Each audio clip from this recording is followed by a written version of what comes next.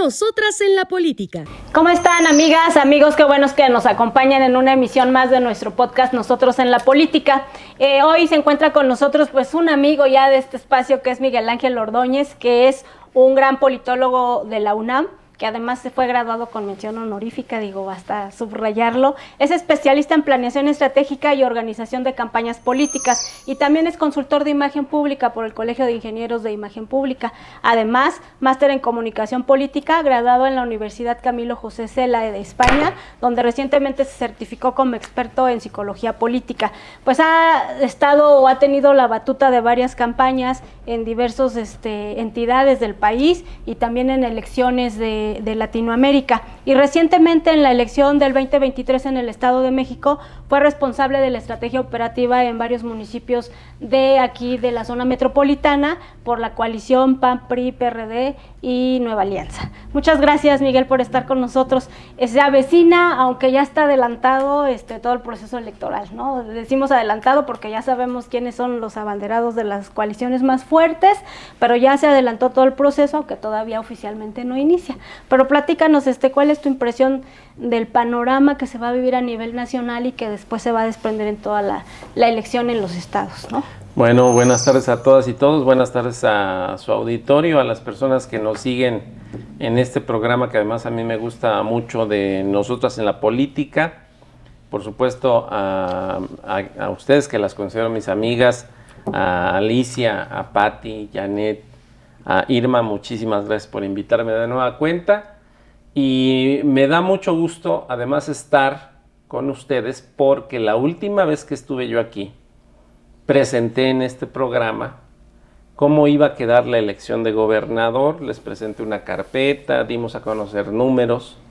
En aquella ocasión señalé que la maestra Delfina Gómez se perfilaba para ser la gobernadora y que además iba a ganar con un margen aproximado del 9% de los votos respecto a Alejandra del Moral, que era su rival.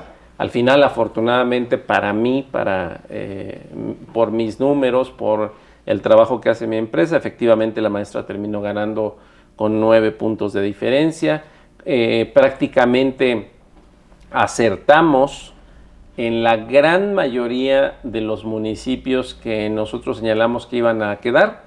Nos equivocamos en algunos casos, particularmente en donde estamos, en Tlalnepantla, entre otras cosas debido a la operación política del alcalde en las últimas semanas de la elección, y que eso revirtió la tendencia negativa que traía la coalición de PAN, PRI, PRD en el municipio de Tlalnepantla, pero en general acertamos en la gran mayoría de los municipios, acertamos en el número de votos y acertamos en el porcentaje que iban a obtener. Y eso me da mucho gusto porque eso fue parte de lo que platicamos la última vez. Muy bien. Tu empresa es Neurovoto, ¿verdad? ¿Y qué sistema llevan para poder tener las estadísticas aproximadas? Bueno, te comento, en Neurovoto hacemos comunicación política para partidos, candidatos, gobiernos y organizaciones. Ahora nos están pidiendo, no solamente trabajamos para partidos y para candidatos, ahora nos están pidiendo ya empresas que les ayudemos a hacer campañas de tipo comercial. Estamos empezando a incursionar en ese tipo de cosas que para nosotros es muy importante. Quien lleva las cuentas comerciales hoy es mi esposa, Arlene Rangel, pero estamos empezando a trabajar en eso. Tenemos un método. Es un método probado y exitoso que se basa en la profunda investigación del mercado electoral para el caso de los políticos y del mercado comercial para el caso de las empresas. De esa investigación del mercado electoral nosotros desprendemos la estrategia. La estrategia es lo que voy a hacer. De la investigación desprendemos la estrategia y de la estrategia y únicamente a partir de ahí hacemos las acciones tácticas o la operación política o cómo vamos a ganar la elección. Y finalmente cerramos el círculo del método con control de campaña en cuarto de guerra, control de campaña con un solo sistema, con una base de datos de operación política, control de campaña con un sistema que nosotros le llamamos de alertas tempranas, para ir identificando aquellas señales que pueden cambiar el rumbo de una elección. Entonces, eso es lo que hacemos. Y aparte, fíjate que yo soy politólogo, como tú bien lo dijiste. Desde mi carrera, yo me gradué con una tesis de rentabilidad electoral. Y desde que yo estaba en la carrera, comencé a copiar información de las elecciones en México. Entonces, lo que para mí comenzó como parte de mi carrera, hoy se ha convertido en que somos la empresa en México que tiene la base de datos más grande del país en cuanto a resultados electorales. La tenemos completa literalmente desde 1994 hasta la fecha. Y de todo el país, de todas las elecciones del país, la tenemos desde el año 2000. Es decir, tenemos el comportamiento electoral de los mexicanos en todos los rincones del país desde el año 2000. Entonces, con base en eso, hacemos nosotros el análisis del comportamiento histórico del voto. Incluimos algunas variables para poder identificar cómo viene la elección. Incluimos variables, por ejemplo, la aprobación de autoridades a nivel federal, de los gobernadores, de los presidentes municipales, percepción sobre partidos, qué tan bien, qué tan mal entran los partidos, percepción de corrupción o no de los partidos, percepción de esperanza en los partidos, etcétera, etcétera, y principal problemática. Y todo eso, por decirlo de manera muy fácil o sencilla, lo metemos a un solo sistema que ya tiene, es un sistema ya computarizado, que tiene cada indicador tiene un peso dentro de la ecuación, y eso nos permite a nosotros tener resultados bastante certeros de cómo vienen las cosas. Hasta ahora, Janet, les comento que hemos acertado desde 2017 a la fecha prácticamente en todas las elecciones en la que nos han pedido estudios de rentabilidad electoral. En los estados en que hemos participado, en Hidalgo, Baja California, Durango, Aguascalientes, Zacatecas, Tamaulipas, Estado de México, por mencionar algunos, donde nos han pedido el tipo de estudios que nosotros presentamos aquí, hemos acertado y eso nos da mucho gusto. Irma. Perdón. En base a todo este trabajo inmenso que tienes, ¿cómo vislumbran la elección presidencial en este momento? Bueno, en este momento, aunque todavía no podemos afirmar que ya hay candidatas que lo serán en algún momento, pero los tiempos electorales están bastante adelantados y lo que sí podemos decir es que hoy Claudia Sheinbaum, con el bloque de Morena y sus aliados, tiene una ventaja. Nosotros traemos para Morena aproximadamente, Morena trae un techo, digamos, de 51 puntos, 51, 52 puntos. El Frente Amplio básicamente PAN, PRI, PRD, probablemente Nueva Alianza, todavía no lo tenemos claro, pero probablemente Nueva Alianza alcanza casi 40% de la posibilidad de triunfo. MC sin candidato lo traemos en 4.33, con candidato, teniendo un candidato como Samuel García de saque, se va a 7%, es decir, Samuel García, solamente el nombre Samuel García le aporta 3 puntos más a MC en la elección presidencial, y tenemos ahí un número de personas que no están enamoradas de ningún partido, de ninguna opción política, pero sí quieren participar y probablemente lo pudieran hacer por algún independiente. Nosotros estamos midiendo que de los independientes el que podría causar más interés podría ser Eduardo Verástegui. Lo traemos con 1 punto, y aunque todavía no alcanza ni siquiera ese punto para ser considerado en el escenario, es el exgobernador de Oaxaca, Ulises Ruiz, que también está por ahí levantando la mano. Entonces, hoy literalmente Claudia Sheinbaum está a 11 puntos al menos de ventaja sobre Xóchitl Gálvez, y hay que decir algo muy importante. Tenemos en México una población, una lista nominal literalmente de una población de 126 millones de mexicanos. 126 millones de mexicanos. Y de estos 126 millones de mexicanos, 96 millones están en la lista nominal. Casi 97 millones en padrón electoral. Pero 96 millones están en la lista nominal. Y esto significa literalmente que en una elección concurrente como la que viene en junio de 2024, por ser elección donde se renueva la Presidencia de la República, el Senado de la República, el Congreso Federal, 31 de los 32 congresos locales, un número muy importante de presidencias municipales y todos los cargos abajo de esos, síndicos, regidores, etcétera, etcétera, donde tenemos más de 20,000 cargos en disputa. Eso hace que la elección concurrente sea muy atractiva y haya un alto porcentaje de participación electoral. Les pongo el ejemplo de que en 1994 participó 74% del padrón electoral. ¿Qué hizo que participara tanta gente en aquel entonces? Obviamente que estuvo muy fresco el magnicidio de Luis Donaldo Colosio, la asunción como candidato sustituto de Ernesto Zedillo y obviamente todo lo que se derivó en eso. Después de ahí, la elección del 2000, del 2006, desde el 2018 y 12 y 18, ha participado al menos el 63% de mexicanos. Creemos nosotros que la participación electoral en 2024 será por lo menos de entre 62 y 64% de mexicanos. Entonces va a ser una participación alta.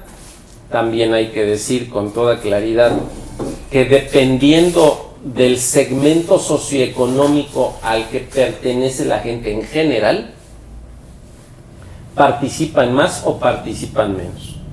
La gente de clase media típica participa más.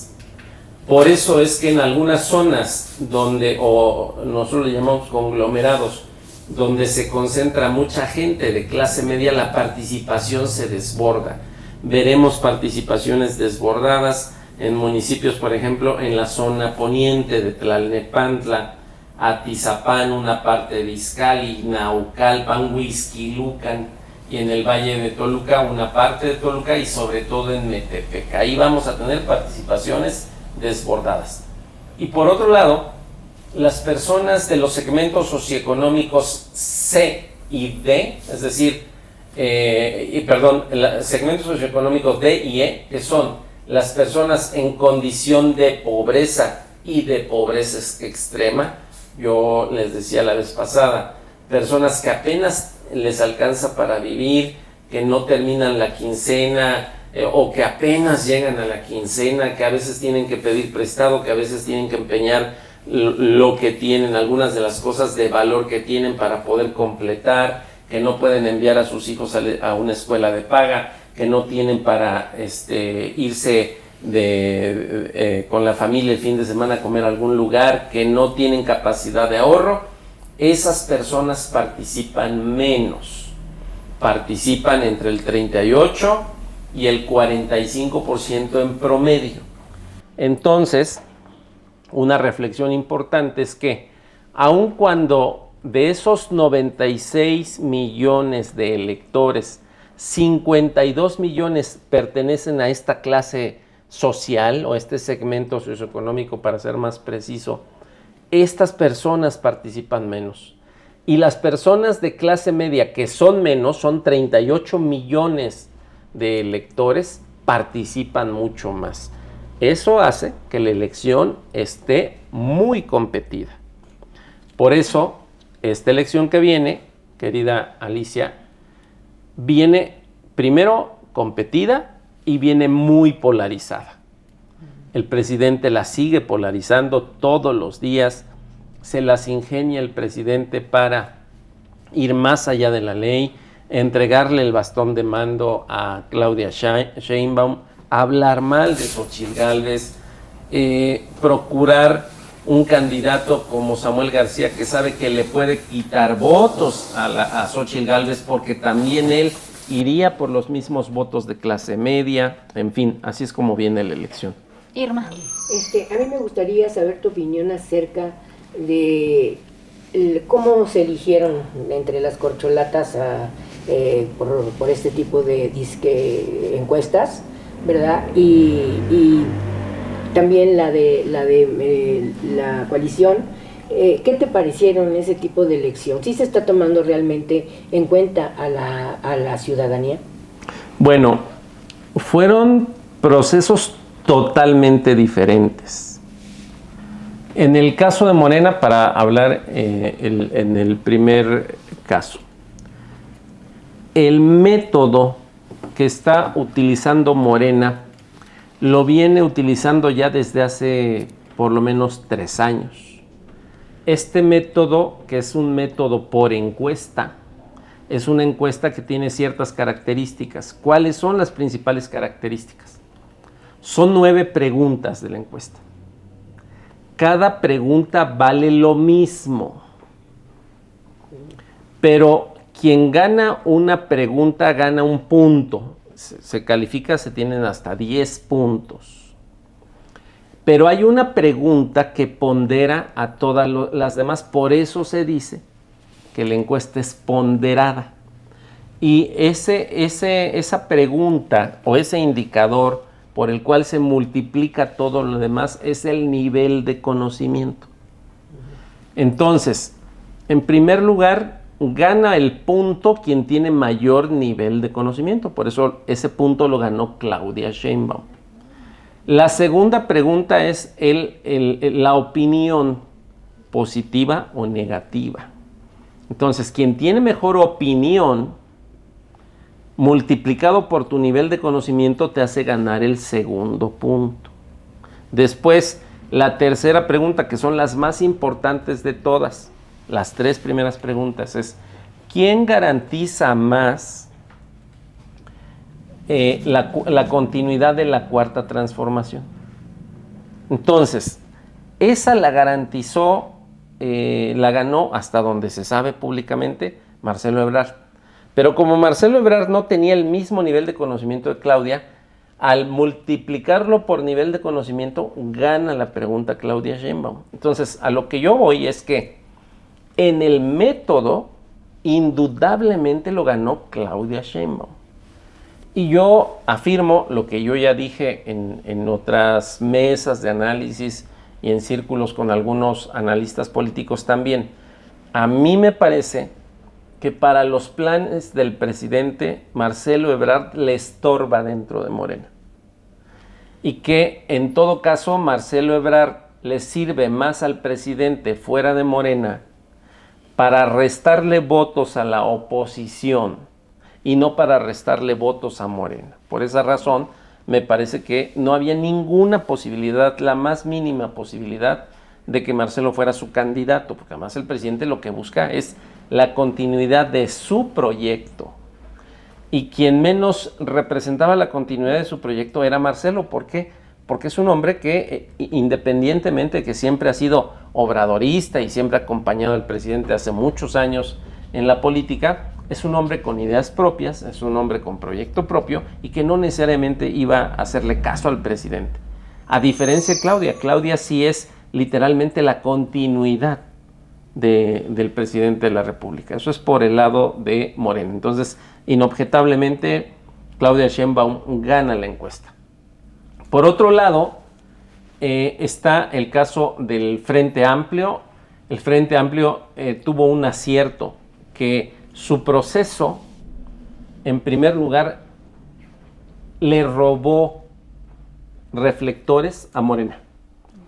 Y se los robó en el momento en que sube Claudia Sheinbaum. a la escena política. Antes, literalmente, era un proceso que no le interesaba a nadie.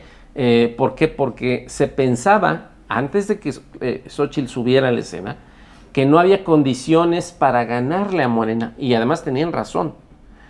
Sin Xóchitl Gálvez, literalmente Morena se iba a casi 30 puntos de diferencia en cuanto a la posibilidad de triunfo. Con Xóchitl Gálvez se reduce mucho esa diferencia. Entonces, literalmente me parece que fueron dos procesos totalmente diferentes. Me parece también que el frente al final del camino, el sondeo que se iba a hacer, o más que la encuesta, porque la encuesta la gana Xóchitl Gálvez sobre Beatriz Paredes, pero el proceso de votar, el tema de las urnas, creo yo que el frente no estaba totalmente preparado para llevar a cabo ese proceso a nivel nacional. Yo creo que al final de cuentas se llegó para ellos al mejor resultado posible. Quedó la candidata más competitiva sin duda alguna, y es una candidata que sí le puede dar batalla, sí le puede dar batería, y sí se puede considerar que hay tiro entre Claudia y Xóchitl. Pati, el Estado de México sabemos que tiene el padrón más grande del país. ¿Qué papel va a jugar en las elecciones presidenciales? ¿Sería la entidad que más votos aportaría? Bueno, gracias Pati por tu pregunta, acabamos de pasar la elección de gobernadora. Ahora en el Estado de México, en la elección concurrente del año que viene, se juegan las senadurías, se juegan diputados federales, diputados locales y alcaldes. Es la elección que más interés despierta después de la elección estatal, y de nueva cuenta todas las fuerzas vivas y todos los aspirantes a todos estos cargos van a poner su capital político, su capital social y su capital económico para hacer que los electores salgan a votar. Efectivamente, el Estado de México tiene una lista nominal de 12 millones y medio de electores. Y en el Estado de México se renueva un congreso de 45 diputados locales, que hoy, con la nueva gobernadora, lo que le interesa más a la gobernadora, más que las presidencias municipales, que son parte de la gobernabilidad también, es tener la mayoría en el Congreso. Y a mí me parece que la única manera de competirle a Morena es haciendo una alianza total, más bien una coalición total entre PAN, PRI, PRD, MC y Nueva Alianza. Entonces ahí sí las cosas estarían verdaderamente competidas. Si en esta ocasión, sobre todo PAN, PRI, PRD, no van juntos en todo, van a tener muchos problemas para ser competitivos en elección frente a Morena. La marca Morena está muy fuerte, yo les comentaba, sobre todo está fuerte en los municipios del oriente del Estado de México y en los municipios del sur del Estado de México y en la capital del estado.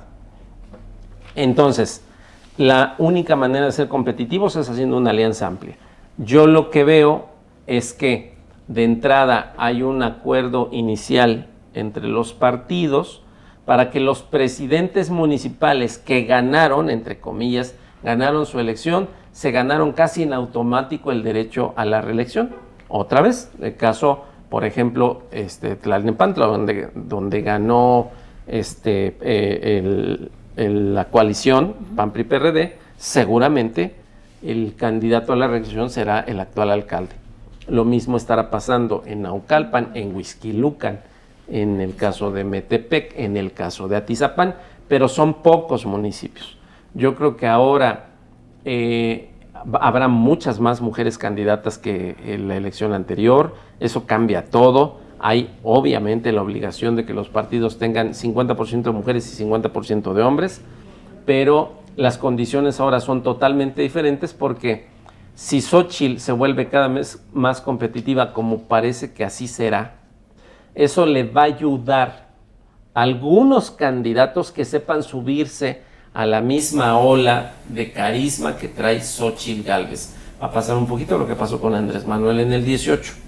Hubo candidatos literalmente que no hicieron campaña y que ganaron, ¿no? Hubo candidatos en el 2000, ustedes recordarán el expresidente municipal de Ecatepec, por el PAN, que no hizo campaña. Y al otro día, es una anécdota además famosa en el círculo político, se despertó y todo el mundo felicitándolo. Y él no tenía la menor idea de que había ganado la elección de Ecatepec por el efecto Fox en el 2000.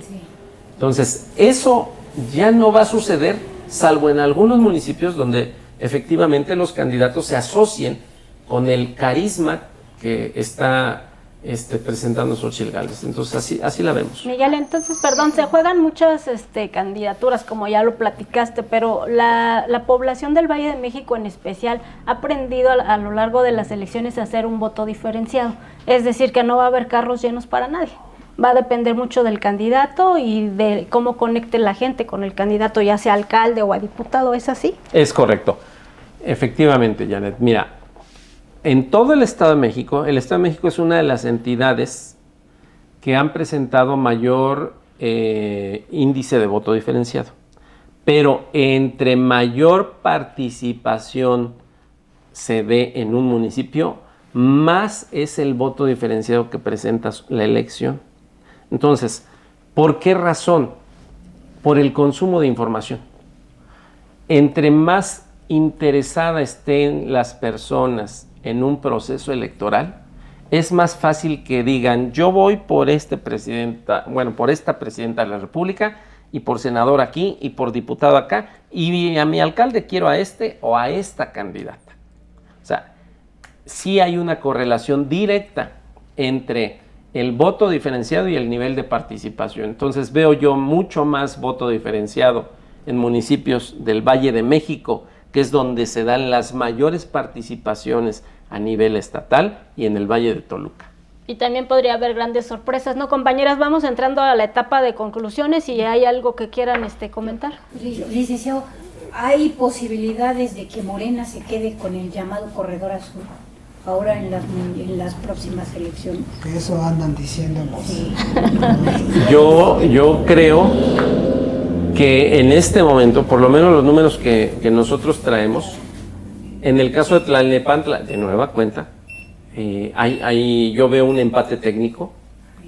Morena, de nueva cuenta, la marca Morena está fuerte en Tlalnepantla, sobre todo en la zona oriente del municipio, donde claramente va a ser ganador Morena, donde da la pelea el Frente Amplio, donde la dará es en el poniente del estado.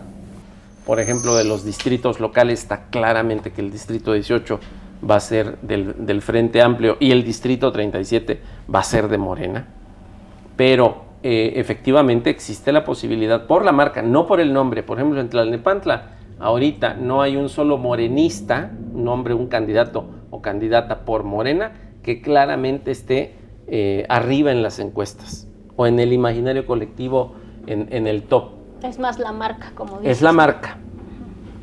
En el caso de Naucalpan, igual la marca está fuerte. Desafortunadamente para Morena en Naucalpan, los anteriores gobiernos morenistas dejaron muy mal sabor de boca y la gente no quiere regresar a Morena en el caso de Naucalpan.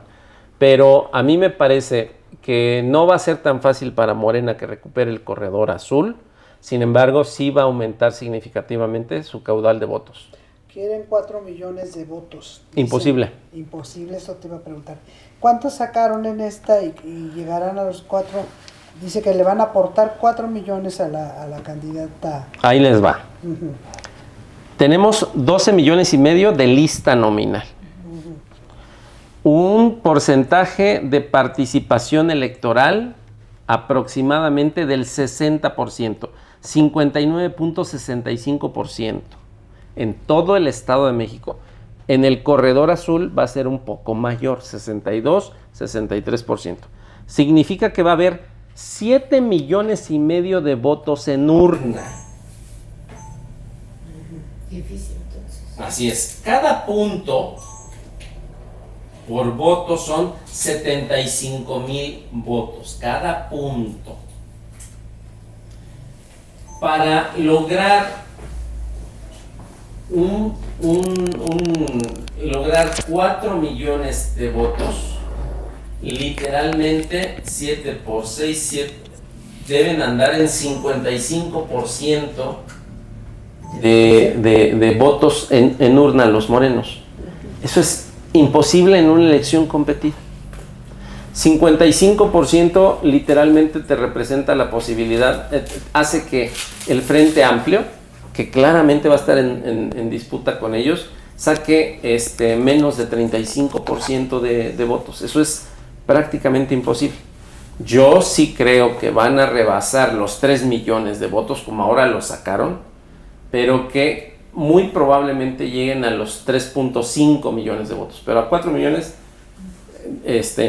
no llega Morena ni con nada. La pregunta de conocimiento la ganó Claudia. No sé qué le preguntarían, pero pues es la primera vez que ella tiene un cargo público no como Marcelo Ebrard, que ha venido en una vida de cargos públicos, ¿no? Y segunda, ¿qué le recomendarías a Xóchitl Gálvez para que subiera su puntaje? Bueno, en la primera pregunta, Claudia ha sido jefa de gobierno de la Ciudad de México. La jefatura de gobierno de la Ciudad de México es una caja de resonancia. Claudia no se hizo en un día. Durante prácticamente 5 años, Claudia estuvo haciendo campaña, presentándose en todos los estados, recibida por la estructura de Morena y recibida por los gobernadores morenistas para dar pláticas sobre lo exitoso de la Ciudad de México bajo su mandato, o dando pláticas sobre el significado de la Cuarta Transformación y cómo se estaba llevando a cabo esa Cuarta Transformación en la Ciudad de México. Entonces, agrégale a eso, primero una campaña de 5 años. Segundo lugar, que toda la estructura de Morena, toda la estructura oficial de Morena, prácticamente estaba ayudando a Claudia.